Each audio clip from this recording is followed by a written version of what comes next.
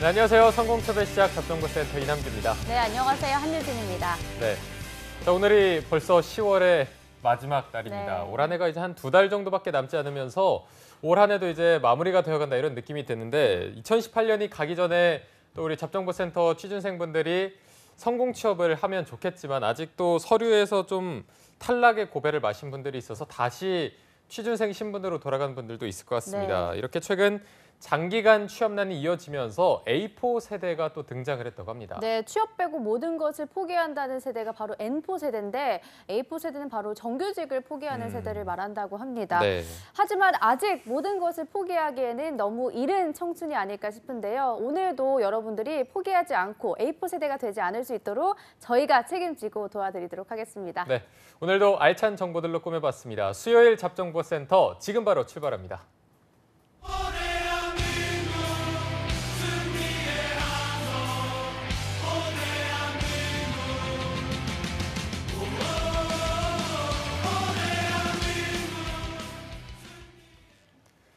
네, 하반기 공채가 서서히 마무리되어 가고 있지만 끝날 때까지 끝난 게 아닙니다. 대한민국 모든 취준생들의 염원을 실현시키기 위해서 공채 합격을 위한 필수 가이드를 전해드리는 공채 승리를 위하여 시간입니다. 네, 오늘 저희와 함께 취준생 맞춤 전략, 공채 승리를 위해서 함께해 주실 분은 더 빅스터디의 이건 강사님과 함께하겠습니다.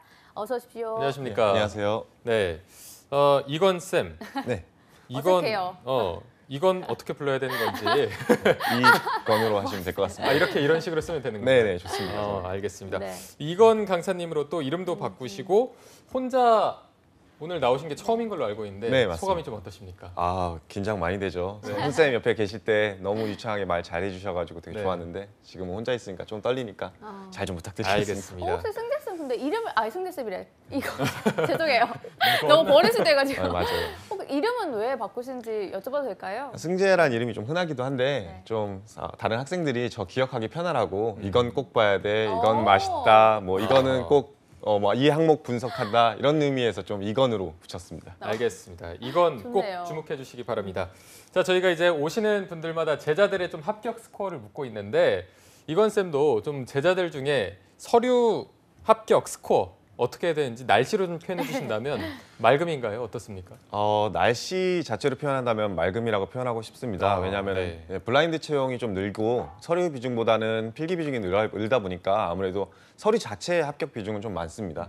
하지만 그래도 필기가 아직까지 남아있는 경우가 되게 많아서 그거는 좀 주의해야 될 것 같고 여러분들도 혹시라도 서류가 맑음이라고 했는데 나는 잘 안 되는데 라고 하신다고 한다면 모든 서류를 다 합격하고 모든 기업을 다 최종 합해서 갈 수는 없어요. 결국에는 한 군데만 결국엔 선택을 해야 되기 때문에 그렇죠. 너무 그런 거에 대해서 신경 쓰지 않으시고 기회가 왔으면은 또 집중했으면 좋겠습니다. 지금 오늘도 중소기업 중앙회 얘기할 때 더 도움이 될 수 있는 부분이니까 집중해 주셨으면 좋겠습니다. 네, 네. 알겠습니다. 그리고 저희가 요즘 컨설턴트 분들이 오실 때마다 묻고 있는 질문인데 지금 하반기 공채에서 탈락의 고배를 마신 분들이 주목해야 할 기업, 이건 꼭 기억해 하는 기업들이 있다면 어디가 있을까요?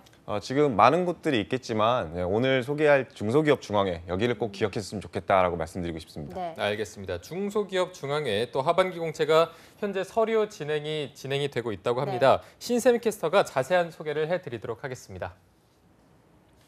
네, 중소기업의 성장과 발전을 위한 공정한 경제 환경을 만들어 나가는 중소기업 중앙회 2018년 하반기 채용을 시작했습니다. 저와 함께 자세하게 살펴보도록 하겠습니다. 네, 먼저 서류는 11월 5일 월요일 6시까지 접수를 받고 있고요.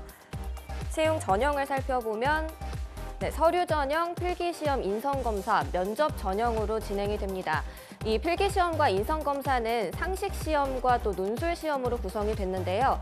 상식에서는 사무직응 매경 테스트, 전산직은 데이터베이스, 소프트웨어 공학, 운영체계, 데이터 통신, 정보 보안으로 진행을 하고요.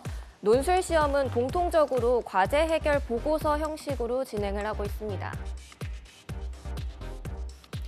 네, 이번에는 사무직과 전산직을 모집하고 있는데요. 지원 자격을 보면 토익이 700점 이상, 학력과 연령에는 제한이 없고요. 사무직은 75%, 전산직은 25% 채용하고 있습니다. 이때 우대사항은 전문 자격증 소지자, 또 취업 지원 대상자를 모집하고 있는데요. 서류 접수가 5일 정도 남았습니다. 남은 기간 동안 잘 준비하시기 바라고요. 더 자세한 내용은 스튜디오에서 살펴보겠습니다.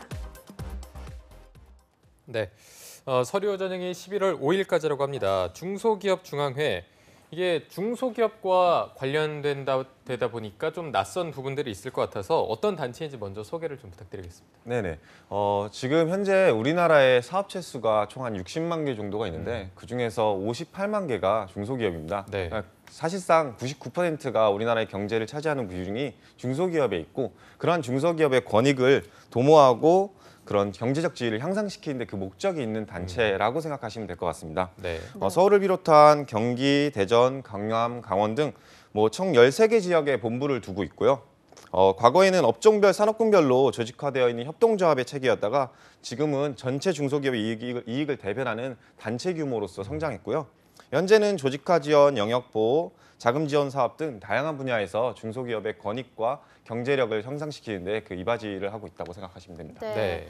그 중소기업의 권익과 육성을 위한 단체라고 말씀해 주신 만큼 다양한 분야에서의 활동이 필요할 것 같은데 중앙회에서는 구체적으로 어떤 일을 하고 있나요? 네, 중앙회에서는 뭐 여러 가지 일들을 하겠지만 중점적으로 하는 일들은 경영기획이라든지 정책개발, 대외협력, 공제사업, 회원 지원 사업, 그리고 인력 지원 등의 활동들을 하고 있습니다.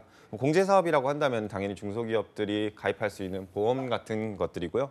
인력 지원 같은 경우에는 외국인들 노동자들 채용했을 때 조금 더 교육을 해준다든지 이런 부분입니다. 하지만 중소기업 중앙회의 주요 기능 중에 가장 중요한 것은 중소기업 지원 정책 개발 및 경영 예로를 대정부 혹은 국회에다가 얘기를 해주는 것입니다. 중소기업들이 감수해야 되는 제도적, 관행적 문제들을 통계를 내거나 조사하고 분석해서 자료를 생산하고 이를 정부나 관련 기관, 국회 등에 전달하는 역할을 수행하는데요. 실제로 본사 같은 경우에도 여의도에 위치하고 있거든요. 그런 것만 봐더라도 진짜 중소기업을 대변한다는 것을 볼 수가 있습니다. 이외에도 조직화 유도, 공동 지원 사업, 국제 협력 강화 및 수출 촉진 지원, 하도급 분쟁 조정, 공제 기금 운용, 그리고 인력 개발 등이 있습니다. 특히 공제의 경우에는 뭐 은행 준비하신 분들이라면 노란우산 공제 이런 거 들어보셨죠? 이거 사실은 이 KBIZ 중소기업 중앙회에서 만든 거라고 생각하셔도 조금은 가깝게 느껴질 수 있을 겁니다. 네. 굉장히 뭐 다양한 역할들을 하고 있는데 기존에 저희가 이제 대기업들을 주로 많이 다뤘었는데 중소기업 중앙회 차용 전형과 대기업의 전형이 좀 다른 점이 있다면 어떤 게 있을까요? 일단은 제일 중요한 것은 사업 범위 및 본부의 역할이 다양하다 보니까 채용의 범위도 되게 다양합니다. 이를 반영하듯 이번 사무직 같은 경우에도 전공을 따로 두지 않고 그냥 공통 전공으로 전공 무강하게 채용이 진행되고 있습니다. 또한 이렇게 지금 막 전공 때문에 나 여기 지원해야 되는데 여기 지원해야 되는데 하다가 뭐 놓친 분들 같은 경우에는 어문 계열이든 이공계든 경제 계열이든 상경계든 다 지원할 수 있으니까 꼭 놓치지 않으셨으면 좋겠습니다.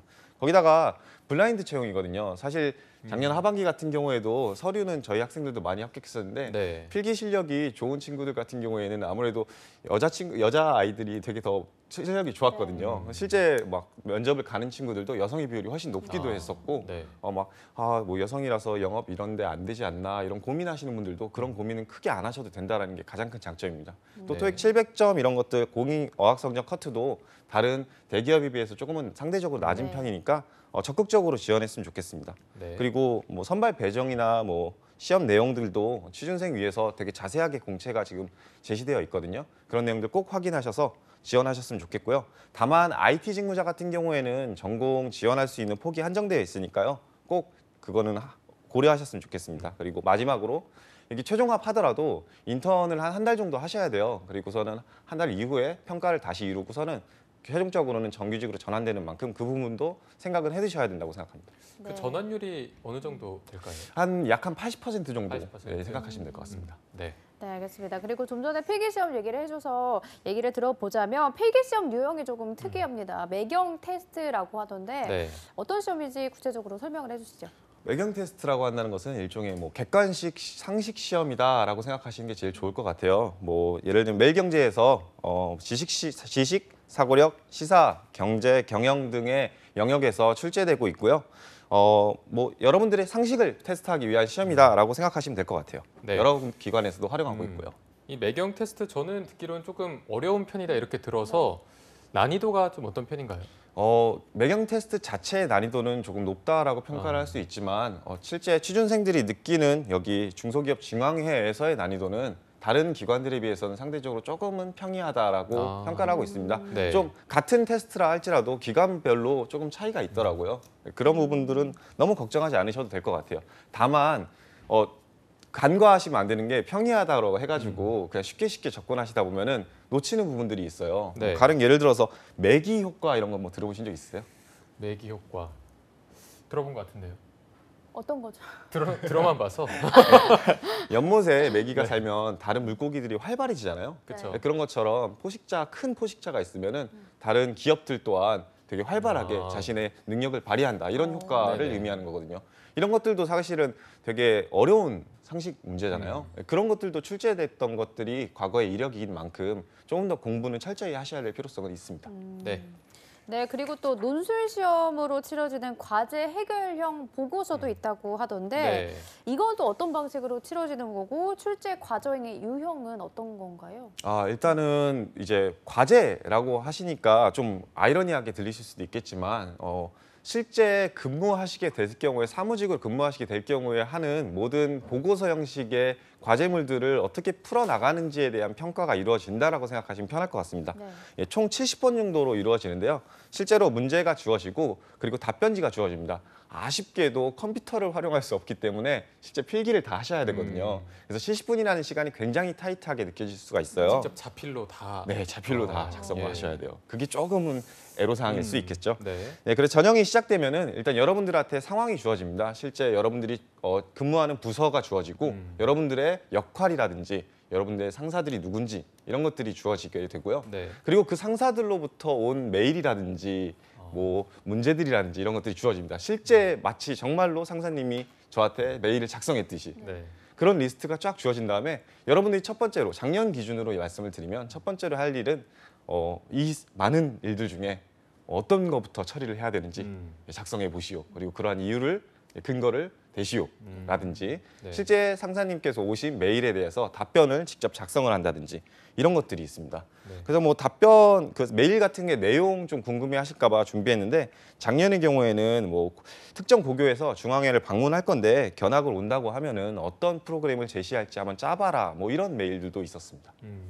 이게 정말 그 상황을 주어주고 거기서 어떻게 좀 해결하는지 이걸 보는 거죠. 네, 사실상 그렇다고 생각하시면 될 것 같습니다. 네. 자, 이제 필기 전형이 이렇게 끝나면 이제 마지막으로 면접 관문이 남아 있게 될 텐데 중소기업 중앙회 면접이라고 하면은 또 특별한 뭔가가 있을까요?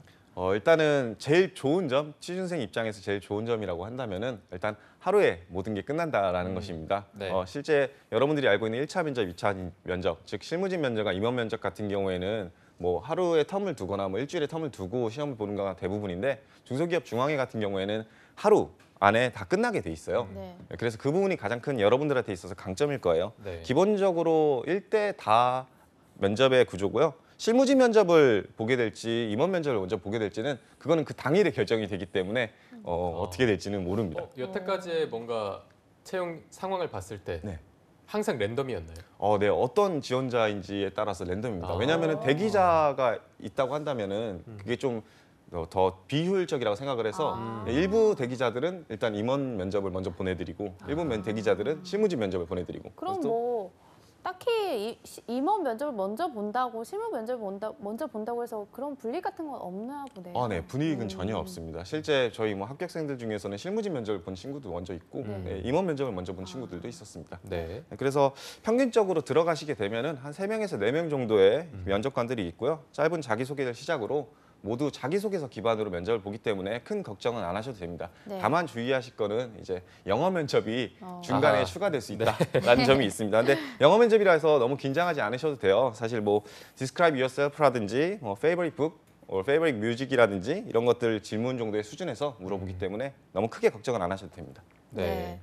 또 임원 면접의 경우도 비슷한 식으로 이루어지나요? 네, 임원 면접 같은 경우에는 영어 면접은 이제 생략이 되겠고, 네, 그 기본적으로 자기소개서를 기반으로 하는 만큼 네. 자기소개서를 지금부터라도 꼼꼼히 작성해 놓으시는 것을 추천드립니다. 네, 알겠습니다. 자기소개서로 기반을 통해서 질문을 많이 한다고 하시니까 이제 본격적으로 자기소개서에 대한 접근을 해봐야 할 텐데 네. 여타 다른 기업들과 비교해 봤을 때 좀 특이한 점이 있다면 또 어떤 게 있을지도 짚어주시면 좋을 것 같고 난이도는 어떤 편인가요? 일단 중소기업 중앙회 자기소개서 자체의 난이도는 높다고 평가를 할 수 있을 것 같아요. 네. 굉장히 구체적인 답변을 요하고 있긴 만큼 다른 그냥 지원 동기를 쓰시오, 뭐 포부를 쓰시오 하는 항목보다는 조금 더 어렵게 접근할 수 있다고 생각을 합니다. 네. 하지만 중소기업 중앙의 가장 좋은 장점은 팁이라는 것을 밑에다가 적성을 해놨어요. 그래서 네. 그 팁만 좀 고려를 하시고 나서 그 부분을 강조한 개요를 짜시면 그렇게 어렵지는 않을 거라고 느껴질 것 같습니다. 네. 자, 그러면 바로 또 한번 살펴보도록 하겠습니다. 첫 번째 부당이요. 현재까지의 성장 과정을 주요한 사항 또는 사건을 중심으로 기술해 주시기 바랍니다. 하고 여기 아까 말씀하신 팁이 있습니다. 네.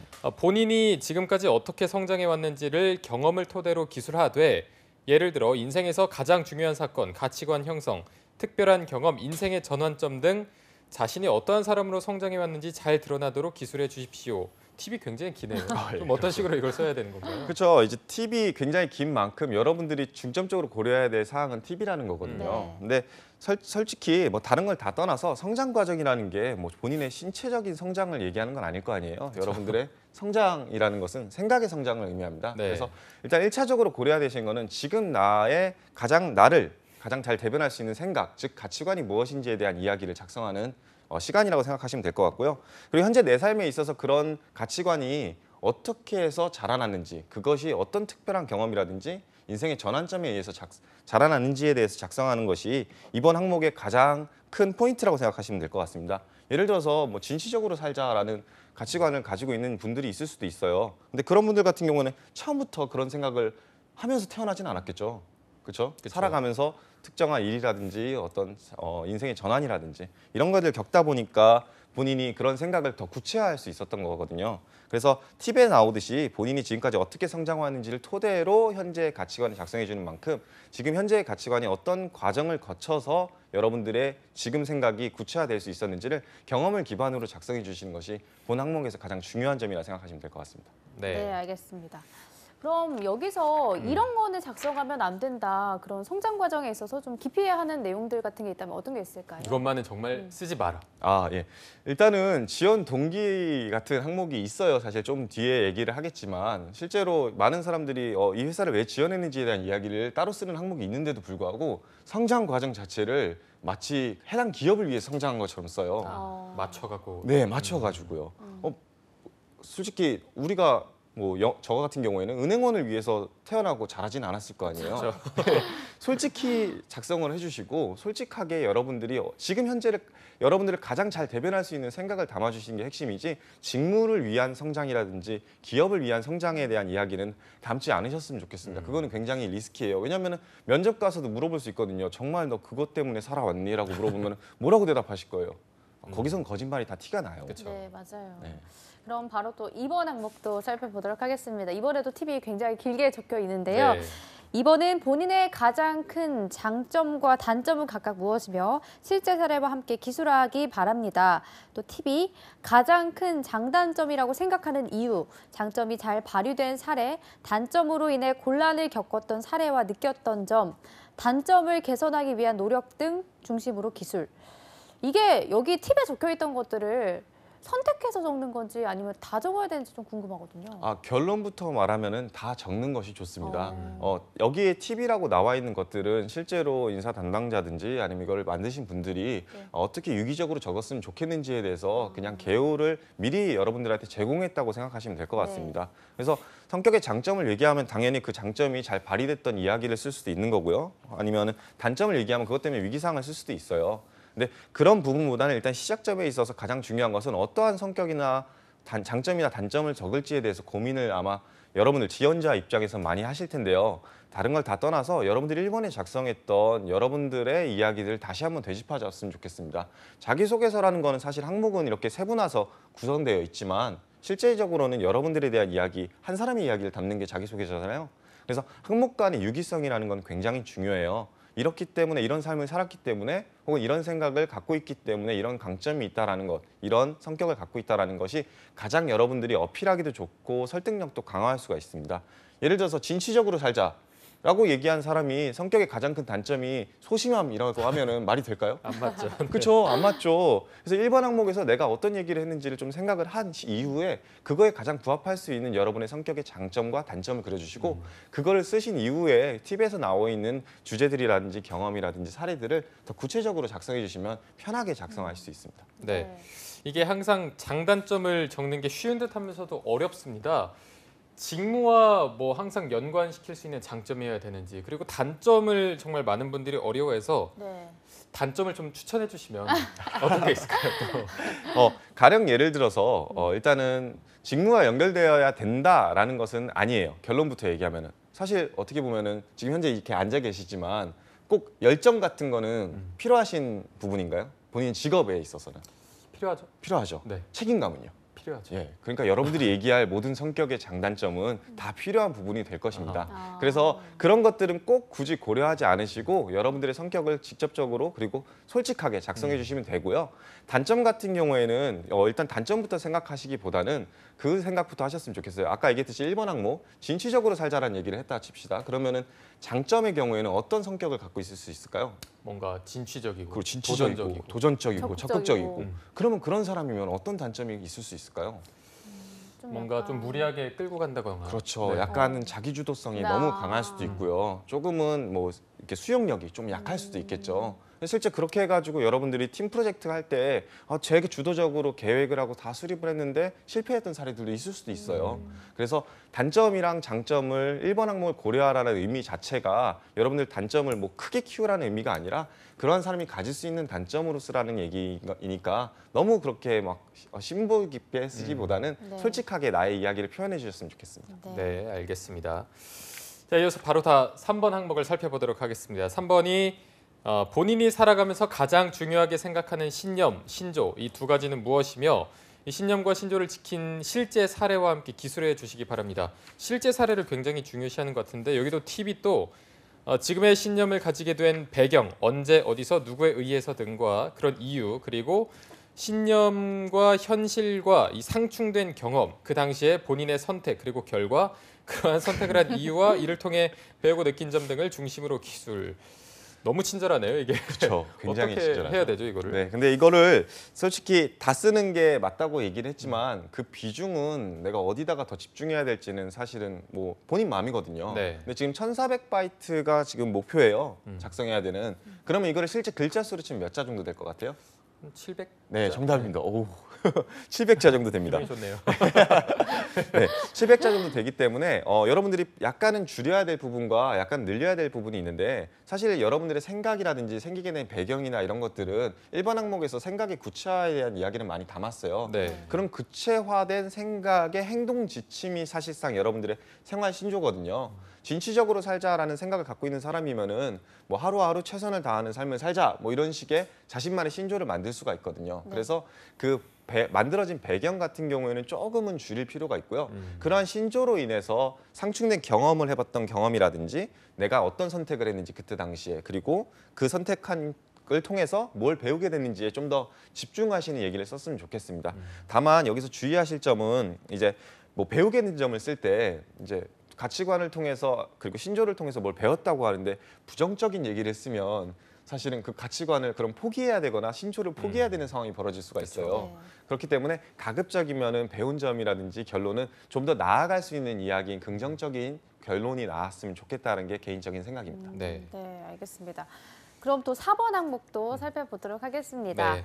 본인의 전문성을 키우거나 다른 사람과 차별되는 능력을 습득 또는 자신만의 독특한 경험을 쌓기 위해 어떠한 노력을 하였는지 기술하기 바랍니다.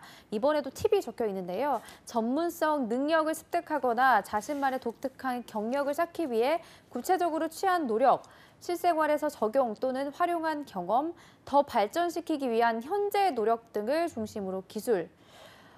학생들이 왜 자소서를 어려워하는지 알 것 네. 같아요. 제가 왜 시작하기 전에 네. 이제 중소기업 중앙에 저희가 높은 고급지고 좀 높은 편이라고 했는지 좀 네. 이해되시죠? 네. 다른 데보다는 조금 더 포괄성이 없고 구체성으로 네. 나타내는 만큼 처음 접하신 분들은 어려울 수밖에 없을 것 같아요. 네. 근데 이 항목도 너무 그렇게 어렵게 생각하지 마세요. 전문성이라 그랬다고 하더라도 그 전문성의 범위는 굉장히 넓어요. 구체성을 담고는 있지만 전문성은 여러분들이 지원하고 싶은 직무에 대한 이야기의 전문성인 만큼 일단 1차적으로는 중소기업 중앙회에서 하는 역할이나 일들이 무엇인지에 대해서 알았으면 좋겠어요. 그리고 그 안에서 내가 어떤 역할을 수행하고 싶은지를 좀 더 생각을 구체화해놓고 나면 거기서 필요한 전문성이 무엇인지가 드러날 거예요.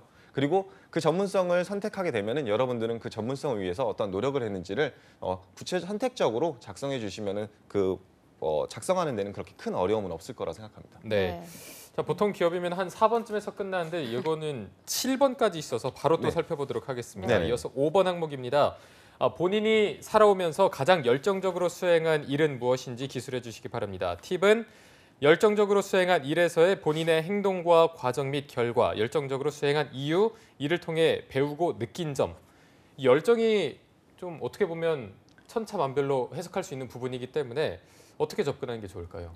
정말 좋은 말씀 해주셨는데요. 열정이라는 건 사실 굉장히 주관적인 단어라고 생각합니다. 저는 이런 거에 열정을 느낄 수 있지만 다른 사람은 이런 거에 열정을 느낄 수 없을 수도 있거든요. 그렇죠. 그래서 가장 중요한 핵심 포인트는 어떤 열정인지가 중요한 게 아니라 그러한 열정을 왜 발휘했는지가 사실 더 중요합니다. 본인들에게 있어서의 열정의 의미와 그러한 의미를 가장 잘 보여줄 수 있는 사례, 그리고 그런 열정을 여러분들이 어떠한 이유로 잘했는지에 대해서 좀 더 집중해 주셨으면 좋겠습니다. 그리고 수행한 일들 자체가 아무래도 열정을 발휘했고 특정 사례를 얘기를 하기 때문에 수행한 일이라는 것은 개인적인 일보다는 조직에서 있는 일이 훨씬 더 좋겠죠. 그렇기 때문에 소속된 일원으로서의 역할과 그 역할 안에서 본인이 열정을 발휘한 이유에 대해서 좀 더 집중했으면 좋겠습니다. 그리고 그 사례 같은 경우에도 단순히 그냥 알아들 수 없는 사례보다는 그 열정이 객관적으로 입증됐을 수 있을 만한 과정으로서의 사례를 적는 것이 가장 합리적일 겁니다. 네. 네, 알겠습니다. 그리고 또 6번 항목도 바로 보도록 하겠습니다. 본인이 다닐 직장으로 중소기업 중앙회를 선택한 이유, 중앙회에서 이루고 싶은 꿈은 무엇이며 구체적인 계획은 어떠한지 기술하기 바랍니다. 팁은 중앙회에서 일하고 싶은 이유, 앞으로의 비전, 중앙회 가족으로서 융화하기 위한 특별한 노력, 희망 업무와 전문성을 기르기 위한 계획 등을 중심으로 기술. 네. 6번에서 지원 동기와 포부가 나온 것 같은데요. 네. 6번은 또 차별적으로 접근을 하고 싶다면 어떻게 하면 좋을까요? 일단 제일 중요한 것은 사실은 아까도 얘기했지만 모든 항목에서는 유기성이 중요하다 했죠. 그래서 전문성 항목을 작성할 때 내가 어느 정도 산업군에 대한 이해, 그리고 중소기업 중앙에 대한 이해, 그리고 내가 지원할 직무에 대한 이해를 담아야 된다고 얘기를 했어요. 그렇다고 한다면 내가 이미 지원할 직무가 확정이 됐잖아요. 그래서 그런 부분을 강조해 줄 수 있을 만한 동기를 작성해 주시는 게 제일 좋아요. 여러분들이 중소기업 중앙회를 지원한 동기이자 여러분들이 그 안에서 하고 싶은 역할까지 담을 수 있는 동기였으면 가장 차별화된 지원 동기가 완성이 될 거고요. 그리고 제일 중요한 거는 포부랑 지원 동기랑 뗄래야 뗄 수 없는데도 불구하고 떼서 생각하는 경우가 굉장히 많아요. 예를 들면은 발색력이 좋은 화장품을 사고 싶은 사람이 화장품 가게에 들어가면 뭘 살까요? 발색력이 좋은 걸. 그렇죠. 정답이에요. 그것 때문에 지원했다고 한다면은 사실은 들어가게 되면 그거를 살 거예요. 근데 사실 동기랑 포부랑도 다르지 않거든요. 제가 진취적으로 뭔가를 중소기업을 위해서 일하고 싶다라고 얘기했으면은 합격하면은 중소기업을 위해서 일해야 돼요. 그걸 구체적으로 작성해 주는 것이 포부일 뿐이지 전혀 다른 항목이 아니에요. 그래서 한 항목에 같은 문제로서 제시된 것 만큼 동기와 포부 간의 유기성도 고려하시면은 더 좋은 자기소개서가 완성이 될 겁니다. 네. 네. 지원 동기와 포부는 같은 거기 때문에 항상 유기적으로 써야 된다는 걸 기억해 주시면 되겠습니다. 네. 자, 드디어 마지막 7번 살펴보도록 하겠습니다. 오늘은 저희가 좀 더 힘드네요. 자, 7번 읽어보도록 하겠습니다. 네. 기타 특이사항 등을 기술해 주시기 바랍니다. 상기 항목 외에 본인이 어떠한 사람인지를 드러내기 위해 추가로 기술하고 싶은 사항을 기재. 여기서는 좀 승재쌤이 조언이 더 중요할 것 같습니다. 어떤 거를 쓰는 게 더 임팩트 있게 다가갈 수 있을까요? 일단은 항목들이 굉장히 많았던 만큼 내가 여태까지 어떤 항목에다가 어떤 얘기들을 썼는지를 다시 한번 다 읽어보셨으면 좋겠습니다. 그리고서는 그 비중이 저라는 사람에 좀 더 치중이 되어 있는지 아니면 저의 능력에 좀 치중되어 있는지 보셨으면 좋겠어요. 근데 아주 높은 확률로 이 항목을 다 작성하시고 나면 7번 항목까지 도달했을 때 6번 항목까지는 여러분들의 인성이나 여러분들의 가치관적인 측면이 훨씬 더 강조되어 있을 것이에요. 그렇기 때문에 여기는 가급적 여러분들의 역량을 조금 더 어필해 줄 수 있는 얘기였으면 좋겠습니다. 가령 예를 들어서 어학적인 능력이라든지 보고서 작성 능력이라든지 이런 것들은 위에서 작성을 못 하셨겠죠. 그래서 그런 부분들을 좀 어필해 줄 수 있는 특이사항으로 작성해 주셨으면 좋겠습니다. 네. 1번부터 6번까지 쭉 읽어봤는데 너무 잘 써서 7번을 안 써도 되는지. 결론부터 얘기하면 쓰시는 게 좋습니다. 러브레터 여러분들 고백할 때 한 페이지 다 쓰는데 밑에 조금 줄자 수 남으면은 조금 찝찝하죠. 찝찝하죠. 예. 근데 사실 읽는 사람도 그렇거든요. 아. 모든 친구들이 다 작성을 했는데 어떤 특정 친구는 작성을 안 해왔다고 치면은 아, 이 친구는 좀 날 덜 사랑하나? 네. 라는 생각을 느낄 수밖에 없어요. 그래서 가급적이면 작성하셨으면 좋겠습니다. 네. 네. 그런데 이게 승재쌤이 오늘 계속 강조해 주시는 게 1번부터 7번까지 모든 사항을 유기적으로 써라 해서 1번부터 6번까지 정말 나의 모든 포부와 지원 동기를 진지하게 썼는데 너무 진지하고 재미없게 보일 수도 있어서 7번에 좀 다른 매력, 특별한 매력, 좀 엉뚱한 매력 이런 거를 써도 이게 어필이 될까요? 아니면 마이너스가 좀 될까요? 그거는 전혀 상관이 없다고 생각합니다. 본인의 엉뚱한 매력을 발산할 수 있고 그것이 중소기업 중앙회와 그리고 여러분들의 그 직무에 도움이 될 수 있는 이야기고 앞으로 제가 보여줄 수 있는 발전성이라고 한다면은 그런 부분 또한 충분히 작성할 수 있고요. 너무 제가 어학적인 능력이라든지 OA 활용 능력 이런 것들만 얘기해서 특정 영역만을 다뤄야 된다 이런 생각은 안 하셨으면 좋겠습니다. 좀 포괄적으로 생각하셔서 여러분들이 조금 더 나를 어필하는 시간이라고 생각하셨으면 좋겠습니다. 네. 그리고 또 아까 자꾸 승재쌤이라고 이건 기억해 주셔야 됩니다. 자꾸 건쌤이 편지 얘기를 해주셔가지고 제가 한 가지 든 생각인데 저도 네. 편지를 항상 쓸 때 앞에 막 지구장창 쓰다가 마지막에 PS 하고 딱 강조하는 말을 딱 쓰고 마무리를 하거든요. 근데 그 PS를 되게 많이 기억을 해주시더라고요. 그래서 이게 아마 PS가 아닐까. 네. 그런 부분도 분명히 있겠지만 사실은 그 PS 부분이 모든 항목에서 어디서 드러나냐면요. 가급적이면 여러분들이 글을 작성할 때 꼭 소제목을 다루셨으면 좋겠어요. 그냥 글만 쭉 작성하다 보면은 솔직히 읽는 사람으로 하여금 굉장히 피곤하게 느껴질 수가 있습니다. 예를 들어서 여러분들이 인사 담당자라고 생각해 보세요. 한 시즌에 지원 몇 명이나 할까요? 한 2만 명, 3만 명 막 이렇게 지원해요. 근데 몇 분 안 되시잖아요. 네. 그분들이 다 읽으려고 하면 눈이 정말 아플 거예요. 그렇죠. 근데 그 글을 막 700자 되는 글을 2만 명 거 읽으면 힘들어요. 그러다 보니까 좀 더 직관적이고 PS 항목처럼 집중할 수 있는 항목이 있으면 좋겠죠. 네. 그런 것들이 글에서 있어서는 소제목이라고 생각하셨으면 좋겠어요. 소제목을 특별하고 뭐 엄청 대단하게 달아야 되는 건 아니겠지만 여러분들이 쓴 글들이 있다고 한다면 그 글에서 핵심적인 내용을 가장 잘 보여줄 수 있는 소제목을 항상 문장 앞에다가 달아주시면은 좀 더 집중력도 올릴 수 있고 읽는 사람을 배려하는 글로 보일 수 있을 만큼 소제목을 꼭 다셨으면 좋겠습니다. 그게 아마 PS가 될 겁니다. 네, 알겠습니다. 오늘 중소기업 중앙회 자소서에 대해서만 짚어봤는데 이렇게 시간이 훌쩍 가버렸습니다. 마지막으로 건쌤이 우리 취준생들 여러분들께 중소기업 중앙회 지원하게 된다면 꼭 기억해라. 이 점이 있다면 알려주시죠.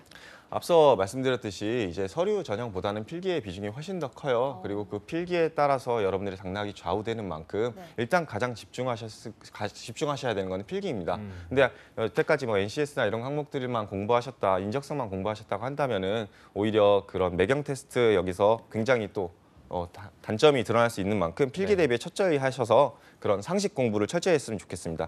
그리고 여태까지 지금 지원을 많이 하셨는데 뭐 일일비 안 하셨으면 좋겠어요. 뭐 떨어질 수도 있고 합격할 수도 있지만 처음에 말씀을 드렸듯이 최종적으로 여러분들이 선택해야 되는 기업은 한 군데입니다. 그렇기 때문에 여러분들이 기회가 왔다고 한다면 그 한 군데에 가서 집중을 하셨으면 좋겠고요. 아직 공채 끝나지 않았습니다. 여러분들 최선을 다해가지고 좋은 결과 만드셨으면 좋겠습니다. 네, 알겠습니다. 필기가 굉장히 어렵다고 하니까 필기 준비 꼭 철저히 해주시고 서류가 11월 5일 보니까 다음 주 월요일 오후 6시까지입니다. 오늘 저희가 살펴본 것처럼 자소서 문항이 굉장히 길고 어렵기 때문에 월요일을 딱 맞춰서 쓰다 보면 조금 빠듯할 수가 있어서 좀 이번 주 안에 끝내겠다 이런 생각으로 쓰시면 더 좋을 것 같습니다.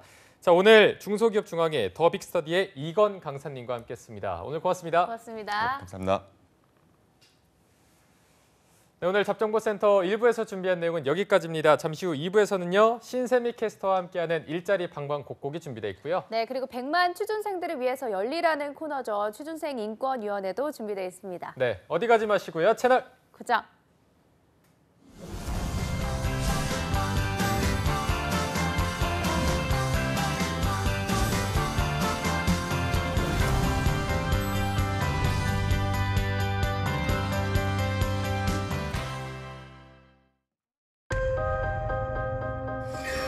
우리가 1년에 사용하는 일회용 컵 약 260억 개. 플라스틱 컵이 분해되는 시간 최소 500년. 지구도 한 번 쓰고 버리실 건가요? 늦지 않았습니다. 일회용품 줄이기, 나부터 시작입니다.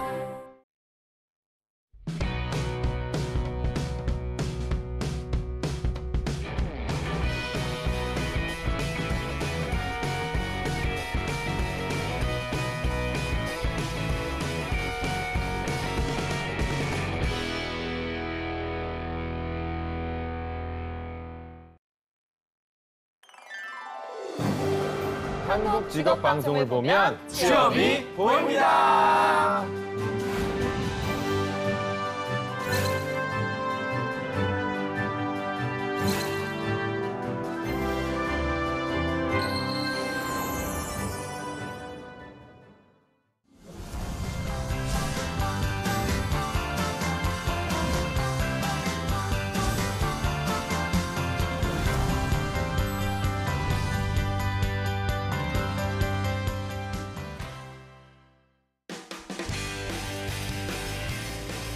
네, 성공취업의 시작 접종부센터 2부의 문을 또 활짝 열어봤습니다. 저희가 2부에서는요. 취준생들의 인권을 지키는 방법을 알려드리는 취준생 인권위원회가 준비되어 있고요. 네, 그리고 전국 각지 생생한 채용 소식을 알아보는 일자리 방방곡곡도 준비되어 있습니다. 지금 바로 만나보시죠.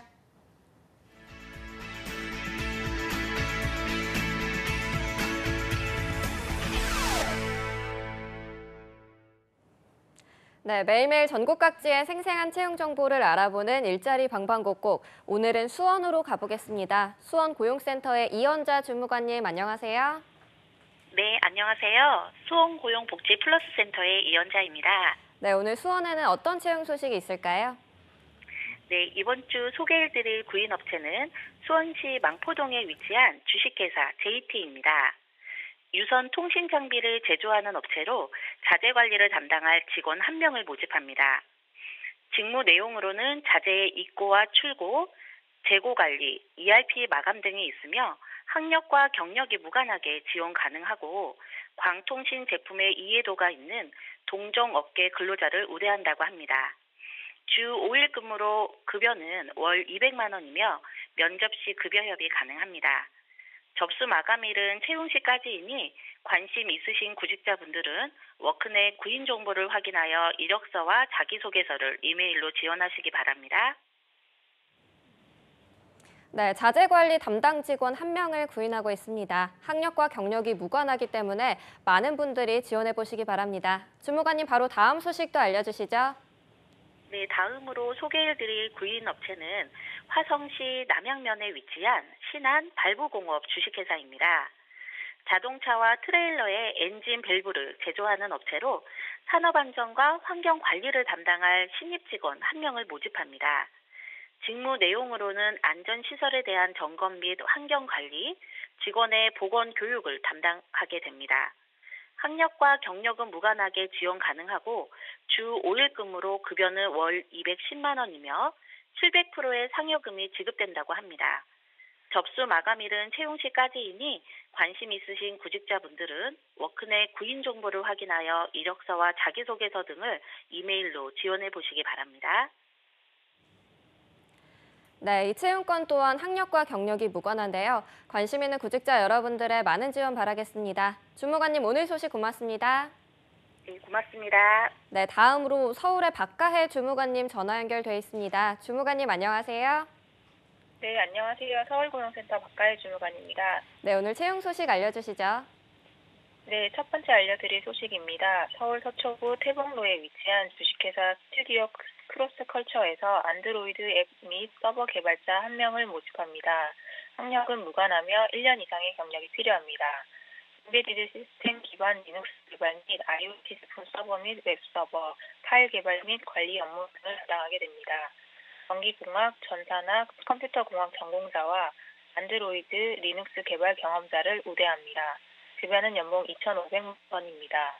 접수는 이메일을 통해 이력서, 포트폴리오 등을 제출하시면 되고 자세한 사항은 워크넷을 참고하여 전하시면 되겠습니다. 네, 1년 이상 경력의 안드로이드 앱 서버 개발자 1명을 모집하고 있습니다. 채용 시 마감되는 구직건이니까요. 구직자 여러분들의 많은 지원 바라겠습니다. 주무관님 바로 다음 소식도 알려주시죠.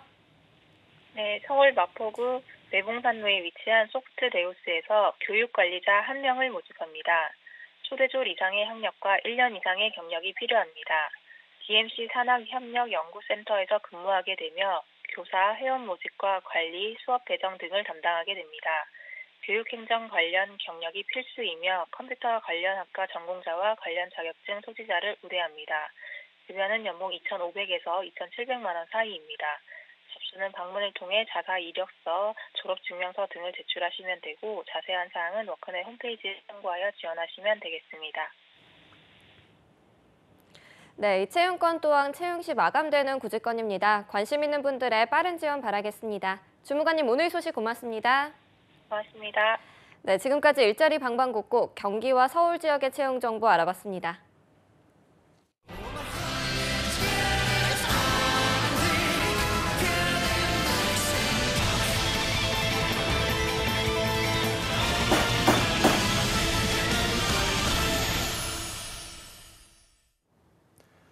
네, 국회에서 취업준비생의 인권을 위한 보호법 제정을 추진 중입니다. 이렇게 국회에서 취준생 인권보호법을 위한 움직임이 있습니다. 네, 저희 잡정보센터에서는 취준생들의 인권을 지키는 방법을 알려드리는 취준생 인권위원회가 있습니다. 네, 그동안 몰라서 넘어가고 또 알면서도 취업시장의 약자라서 넘어가야만 했던 그런 일들 많이 겪으셨을 텐데요. 오늘 이 코너를 통해서 조금이나마 당당하게 자기 권리를 외칠 수 있기를 바라보겠습니다. 네, 오늘 도움 말씀 주실 취준위원장이자 앙빵대감 트러스트원 취업 컨설팅의 송진원 컨설턴트와 함께하겠습니다.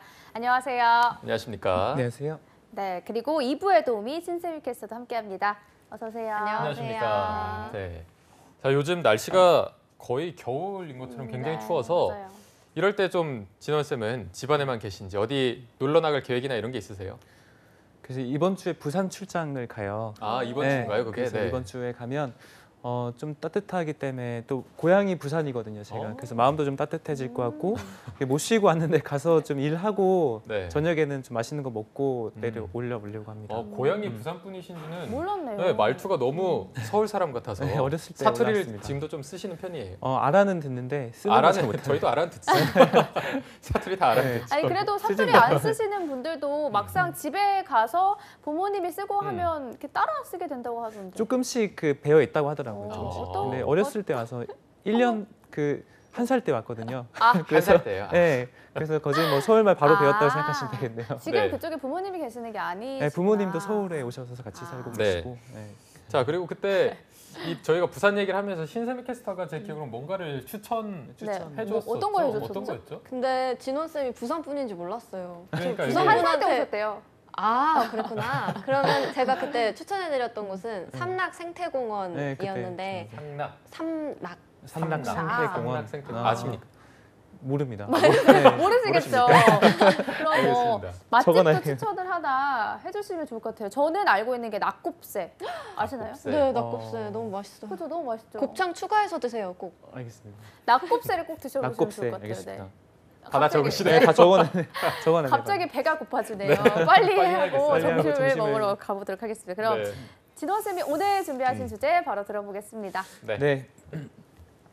청년 실업 문제가 계속 심화되면서 취준생들의 소갈이 또한 날로 지금 심해지고 있는 상황인데요. 오늘은 조금 황당무계한 것들에 대해서 다뤄보도록 하겠습니다. 특히나 신입사원을 채용을 하면서 공고를 보면 공고 중에 되게 정말 어이없는 공고들이 있거든요. 그래서 그것들을 보면은 취준생들이 이제 2번 죽이게 되는 것들이 있는데 그야말로 무리수 공고에 대해서 다뤄보면서 오늘 취준생들의 마음을 좀 위로해 볼까 합니다. 네, 오늘 또 저희가 사례를 듣다 보면 굉장히 열받고 화나는 일이 벌어질 것 같은데 그러면 신세미 캐스터가 오늘의 안건 바로 소개해 주시죠. 네. 네, 취준생이 아닌 제가 봐도 정말 화가 나는 무리수 공고가 있었는데요. 사례들을 좀 가져와 봤습니다. 함께 보시죠. 첫 번째로 지난해 신입사원을 채용한 현대모비스인데요. 진짜 보통 사람들과 다른 특별한 능력을 가진 분만 지원해 주세요라는 문구를 적어놨습니다. 뿐만 아니라 학생 대표, 동아리 대표, 어학연수, 국토대장정 등 평범한 경험을 하신 분들은 제외됩니다라는 요건을 명시해서 취준생들의 입방아에 올랐고요. 두 번째는 이미 방송에서도 한번 회자가 됐던 기업인데요. 바로 데상트입니다. 이 기업 또한 지난해 신입사원 모집에서 흡연자는 채용을 제한하겠다는 입장을 밝혔습니다. 이들은 지원 자격란에 당사는 건강 증진을 위한 금연 정책 시행 중으로 흡연자는 인턴십 참여가 제한될 수 있습니다라고 안내를 했고요. 또 채용 과정에서 만약 흡연자라는 사실이 드러나게 되면 금연 서약서를 요구를 하고 이에 동의를 하지 않으면 입사를 막겠다고 말을 했습니다. 세 번째는 ST 기획인데요. 이곳은 과거 개그맨 유상무 씨가 대표로 있었던 광고업체의 후신으로 나온 회사입니다. 2016년에 황당한 채용 공고로 취준생들이 정말 화가 나게 됐는데 이 회사는 야근을 해도 화를 안 낸다는 소리를 자주 듣는 사람, 월급을 자진 삭감해도 대단하다는 소리를 듣는 사람, 대표님 명품 가방 사드린 게 또 너냐는 소리를 자주 듣는 사람을 우대한다고 공고를 냈다고 합니다. 또 마지막으로는 지난 2015년 한 블로그 마케팅 회사인데요. 이곳은 C컵 이상의 미모의 마케팅 운영이라는 제목으로 인턴 채용 공고를 냈습니다. 남성 직원만 5명이 재직 중이었던 이 업체는 자격 요건에 강력한 책임감, 마케팅 SNS에 대한 센스와 함께 C컵 이상의 지성과 미모를 겸비하는 요건으로 내걸었다고 합니다. 따라서 오늘 취준생 인권위원회 안건으로는 뒷목 잡는 기업의 자격 요건, 이대로 괜찮은가입니다. 네. 정말 말도 안 되는 것 이게 같아요. 믿기지가 않네요, 듣고도. 그러니까요. 이게 특히 마지막 회사는 정말 화가 나네요. 네. 이렇게 한 사람의 인생이 걸린 문제라고 볼 수가 있는데 이렇게 취준 생활을 하는 취준생들의 마음을 장난스럽게 받아들이는 네. 것 같기도 하고요. 먼저 현대모비스부터 살펴보도록 하겠습니다. 송쌤, 현대모비스의 입장은 어땠나요? 네, 현대모비스는 일단 입장을 들어보면은 창의성을 평가하기 위한 항목이었다고 얘기를 좀 하고 있는데요. 이 해명은 사실은 상황을 무마시키기 위한 그냥 일방적인 편책 정도라고 볼 수밖에 없는 상황입니다. 네. 자, 다시 한번 보면은 뭐 학생 대표, 동아리 대표, 어학연수, 국토대장정 등 평범한 경험을 하신 분들은 제외가 됩니다. 이게 요즘 뭐 많은 분들이 하고 있어서 그렇지 절대 평범한 건 그쵸. 아니고 여기에 들어가는 비용이나 노력이나 이런 게 굉장히 많은데 이거를 평범하다고 해서 바로 또 이렇게 없애버리는 게 사실 대학생들이 그렇게 특별한 능력을 가질 기회도 없거든요. 네. 그럼 어떻게 그러니까 보시나요? 어학연수라든지 사실 그런 것들도 정말 아르바이트를 열심히 돈을 모아가지고 한번 일생에 정말 중요한 경험을 하고 온 친구들이 정말 많은데 네. 그것들을 그냥 평범하다고 치부한 것 자체만으로도 지금 사실 모욕감을 준 거라고 볼 수가 그쵸. 있어요. 그래서 뭐 취준생들 또한 이거에 대해서 좀 격분된 반응을 보였는데요. 현대모비스가 원하는 그러한 특별한 경험이 있으면 너네 회사 가겠냐. 소위 이제 그런 얘기들을 하면서 네. 이제 이거는 정말 센스가 없고 공고 이제 생각이 없는 작품이라고 일침을 좀 가했습니다. 네. 그래서 이런 것들을 지금 이제 몇 개 소개를 드렸는데 이거에 대한 저촉되는 법이 있어요. 그래서 그 법을 간단하게 소개를 시켜드리면 좋을 것 네네. 같습니다. 일단 고용정책 기본법과 그리고 직업안정법인데요. 여기 보시면 이제 제가 한번 읽어드릴 텐데 옆쪽에 나올 겁니다. 네. 그래서 근로자의 모집 채용 시에 그러니까 채용 시에 합리적인 이유가 없이 성별이라든지 신앙, 연령, 신체 조건, 사회적 신분, 출신 지역, 그리고 학력, 출신 학교, 혼인, 임신 또는 병력 등을 이유로 차별해서는 안 된다는 조항에 이제 그 위법할 수 있는 소지가 있는 것입니다. 네. 그래서 저희가 오늘 보고서 이런 것들에 대해서 한번 일침을 가해보도록 하겠습니다. 네. 저는 정말 궁금한 게 현대모비스에 지금 다니고 있는 분들은 네. 얼마나 특별한 능력을 가지고 있는지도 참 궁금하고 그쵸, 이런 공고를 맞아요. 내신 분도 네. 묻고 싶습니다. 진정하시죠. 진정하겠습니다. 맞아요. 송쌤의 생각도 듣고 싶습니다. 네, 그런 얘기들이 있죠. 취업준비생들이 너무 일관된 스펙을 쌓는다는 거는 있긴 하지만 사실은 이 회사 입장에서 해야 될 말은 아닌 것 같습니다. 왜냐하면 그 회사를 들어가기 위해 지금 몇백 대 일, 몇천 대 일을 준비하면서 노력을 하고 있는 것은 전혀 이제 생각을 하지 않고 그것들을 그냥 평범한 경험이니까 쓰지 마세요 정도 하는 것은 정말 갑질이 아니라고 볼 수 있겠습니다. 갑질이라고 볼 수 있겠죠. 그래서 회사 입장을 조금만 보자면 어쨌든 저희는 지피지기 백전백승이라고 회사 입장을 좀 이해해야 되니까요. 그 저성장 시대에 이제 국면에 들어들면서 각종 난제가 어쨌든 지금 회사들을 좀 어렵게 하는 상황입니다. 그래서 채용을 잘 해야 되는 것, 소위 옥석을 고려해야 되는 것도 당연히 맞는 말인데요. 근데 현대모비스 같은 경우에는 지금 이제 국가주도 경제 개발을 하면서 지속적으로 성장의 혜택을 좀 받았던 회사이기도 합니다. 물론 열심히 했겠죠. 그래서 분명히 사회적인 책임이 어느 정도 있다고 보자면 이런 경솔한 공고를 내는 것들은 사실은 그런 사회적 책임을 이제 방만했다 정도로 볼 수 있는 것입니다. 그래서 이런 저희가 취준생위원회에서 이런 것들을 다루고 있는데 이런 것들을 계기로 정말 각성을 좀 하고 여러분들이 취준생에 대해서 정말 어느 정도 사회적인 인식을 하는 계기가 좀 됐으면 좋겠습니다. 네. 이를 통해서 분명히 취준생에 군림하거나 무시하는 태도는 명백하게 없어져야 될 것 같습니다. 네, 맞습니다.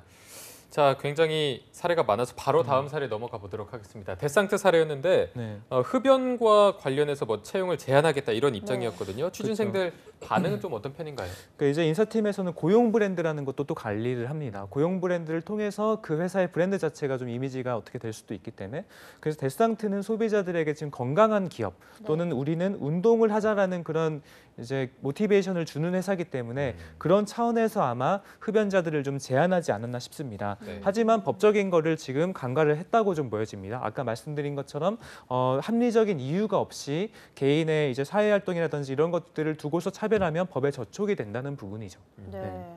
뭐 흡연에 대한 기업의 입장은 어느 정도는 이해가 가긴 하지만 어쨌든 이거는 자유의 문제라고 그렇죠. 볼 수가 있잖아요. 네. 뭐 그렇죠. 권고 사항일 수는 있겠지만 뭐 흡연을 할 경우에는 제한이 될 수 있다라고 그렇죠. 해버리니까 이거에 대해서 취준생들의 반발이 좀 있을 것 같은데 송 쌤의 의견은 어떠신가요? 네, 그래서 저는 이제 고용정책기본법에서 아까 정해놓은 것처럼 합리적인 이유가 있으면 흡연을 통해서 채용이 안 된다는 것도 괜찮다고 보거든요. 네. 근데 하지만 일반적인 그냥 인턴십임에도 불구하고 흡연을 이유로 채용을 제한한다는 것은 분명히 합리적인 사유가 좀 없어 보입니다.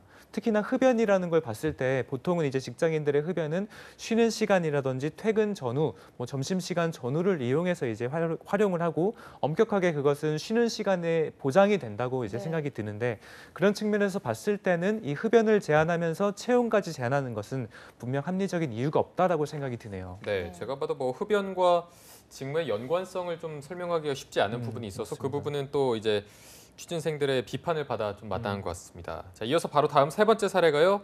SD 기획의 사례인데 이게 또 굉장히 화가 납니다. 자, 뭐 야근을 자주 해도 화를 안 내는 사람, 월급을 자진 삭감한다니 대단하다 이런 소리를 자주 듣는 사람.